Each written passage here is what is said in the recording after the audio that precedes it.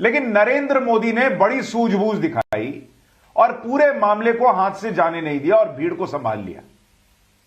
तब भी यही कहा गया कि अरे ये तो इसी तरीके से बहाना बनाया जा रहा है, कौन थे लोग, नहीं थे, ये पता नहीं, हुआ नहीं हुआ, ये पूछा गया। और आखिरकार क्या हुआ? बिहार के भागलपुर की तस्वीरें दिखाइए जरा,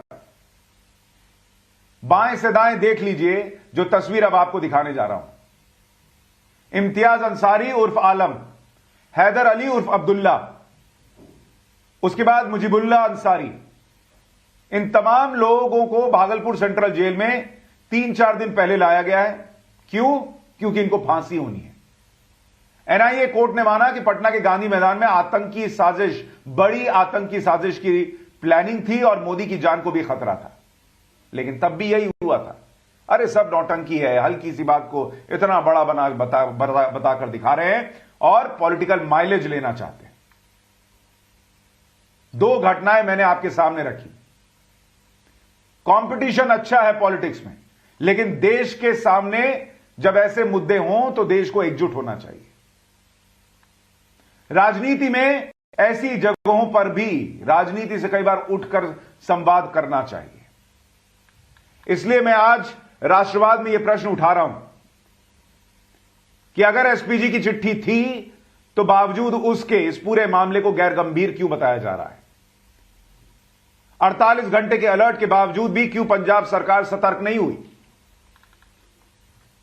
पीएम के रूट पर डेंजर है, फिर भी काफिले को क्लियरेंस कैसे दिया गया?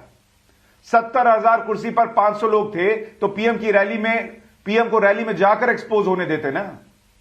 पंजाब सरकार विक्टिम कार्ड खेल रही है या बीजेपी राजनीति कर रही है? आज इसी पर चर्चा करेंगे। हमारे साथ रोहित चहल, बीजेपी के प्रवक्ता जुड़ रहे हैं, हर्षवर्धन त्रिपाठी, सीनियर जर्नलिस्ट हमारे साथ जुड़ रहे हैं, वरुण पुरोहित, कांग्रेस के नेता हमारे साथ जुड़ रहे हैं, और प्रेम कुमार, पॉलिटिकल एनालिस्ट हमारे साथ जुड़ रहे हैं। आप सभी का बहुत स्वागत है।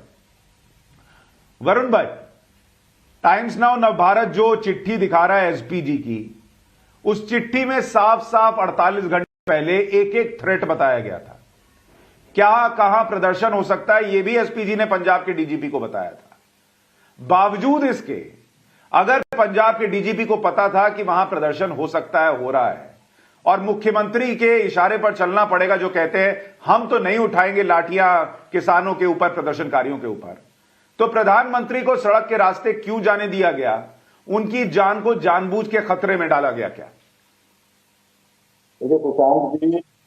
मैटर में कई प्रश्न उठते हैं।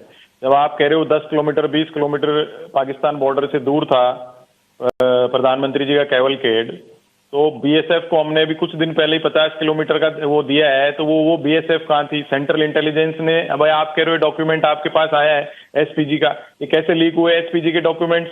और एसपीजी ने जब इतनी सूचना उनके पास थी, आतंकवादी भी हो सकते हैं, तो प्रधानमंत्री का दौरा ही क्यों करवाया? वीडियो कॉन्फ्रेंसिंग से ही घोषणा हो जाती, 2 महीने बाद हो जाती। ये सब चीजें क्वेश्चनेबल हैं। रही बात चन्नी की, तो बार बार चन्नी जी को दोषी ठहराना मैं उचित नहीं मानता जब तक कि प्रोब होकर के सारी चीज खुल के सामने नहीं आ जाती। किसी के ऊपर आरोप लगाना उचित नहीं है। लेकिन आप मुझे बताइए, एक बहुत बड़ा प्रश्न है कि 20 मिनट तक अगर प्रधानमंत्री का कैवलकेड एक नो मैंस लैंड की जैसे वहां खड़ा है, तो इस पे प्रश्न चिन्ह तो उठेगा। मैं उसको काउंटर नहीं कर रहा हूं, बहुत बड़ी बात है, गंभीर बात है। ये 20 मिनट तक कैवलकेड हमारे देश के प्रधानमंत्री का नो मैंस लैंड की जैसे खड़ा था, हम देख रहे हैं दिन भर चैनल्स पे।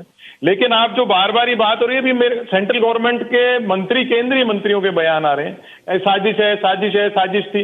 भाई आप सरकार चला रहे हो, केंद्र सरकार चला रहे हो, अगर आपको मालूम था साजिश थी तो आपने प्रधानमंत्री का दौरा ही क्यों नहीं दिया? और अगर आपको मालूम नहीं था ये होने से पहले की साजिश बाद में पता लग रही है आपको, तो फिर आप कर क्या रहे हो केंद्र सरकार में? ऐसे बहुत से प्रश्न है जो इनसे पूछना चाहिए आपको। जी, मैं इस प्रश्न का जवाब बीजेपी से ले लूंगा, लेकिन एसपीजी जब थ्रेट लेटर भेज रहे हैं तो उसमें ये तो सोच के नहीं भेजेगी कि वहां डीजीपी जो है वो ये जानते हुए कि वहां रास्ते में प्रदर्शनकारी मिल सकते हैं और पीएम के रूट को क्लियरेंस दे दिया जाएगा और पंजाब की पुलिस वहां बैठकर साथ में चाय पीती रहेगी।